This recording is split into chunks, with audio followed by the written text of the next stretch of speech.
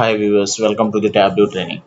In this video, we can learn about the dimensions and measures and also what is the difference between discrete versus continuous. Whenever you connect it to the Tableau with any database or data source, Tableau will automatically generate the sum of the fields in the data pane. These fields are the dimensions and measures. Now let's see what is dimension and what is measure. In this workbook, I have connected with sample super orders table. Now I will open the same file in the local environment. If you can observe here, some of the columns having the textual data like ship mode, customer ID, customer name, and also segment, countries, city, state, region. These all fields are having the textual data.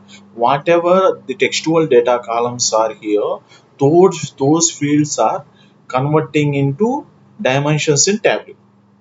When it comes to the numerical columns like sales, quantity, discount, and profit, these columns will be converting into measures.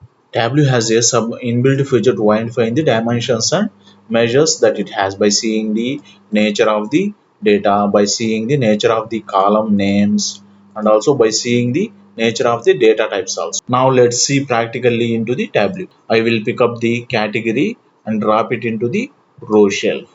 See, category is having the textual data like furniture, office appliances, and technology. When it comes to the measures, I will pick up the sales and drop it into the text. Now it is showing the numerical data, right? For furniture, it is showing the 7,54,748. For office supplies, it is showing the 7,31,893. Technology is showing 8,39,893. This is the numerical data information, right? That's why these fields are call it as measures. And also I will drag one more field subcategory to the row shelf. Now subcategory also showing the textual data, right? For furniture, it is showing the bookcases, chairs, furnishings, and tables. For office appliances, it is showing the appliance arts, binders, envelopes, fasteners and labels, papers, storage and supplies, and also technology also having the some of the subcategorical information. So I hope you able to understand the what is dimension and what is measure. Then let's move to the discrete versus continuous. What exactly are those? See, whenever you hovering the mouse into the data pane, some of the fields are showing the blue color in the background. You are observing, right? Because of the nature of the dimension is a discrete format, so that's why that fields are always visible in blue color. When it comes to the measures, the nature of the measure is a continuous format, that's why that fields are always shown to the green color. Now let's see the practically. I will pick up the subcategory and drop it into the row shelf. Okay, after that I will pick up the sales and drop it into the column shelf. Now I will sort the data. Okay, then I will drag the some category dimension to the color legend.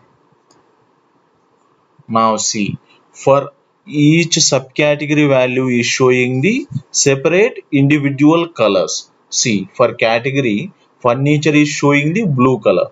For office appliances, it is showing the orange color. When it comes to the technology, is showing the red color.